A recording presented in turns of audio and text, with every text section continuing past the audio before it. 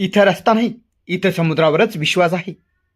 एका बाजूला शांत निळा, खोल विचारात हरवलेला जणू ध्यानस्थ ऋषी असा बंगालचा उपसागर, तर दुसऱ्या बाजूला खवळलेला उग्र लाटांमधून इतिहास सांगणारा जणू रणात उभा असलेला योद्धा हिंद महासागर.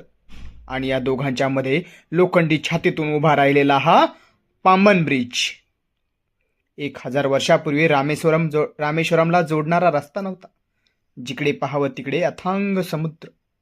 आज जिथे ट्रेन धावते तिथे कधी काळी माणूस उभं राहायलाही घाबरायचा. 1911 साली इंजिनियर म्हणाले, इथे पूल उभा करूया. लोक हसले, समुद्र गाजला. पण 3 वर्षाच्या संघर्षानंतर 1914 मध्ये हा समोर दिसणारा इतिहास उभा राहिला. हा पूल फक्त उभा नाही, तर तो समुद्राला वाट देतो, जहाजांसाठी उघडतो सुद्धा. 1964चं वादळ, समुद्र रागवला, सगळं वाहून गेलं, पण एक गोष्ट तिथेच तशीच उभी राहिली. हा असतो पांबन ब्रिज. म्हणूनच हा पूल नाही, ही आहे माणसाच्या धैर्याची कहाणी आणि भारताने रचलेला इतिहास.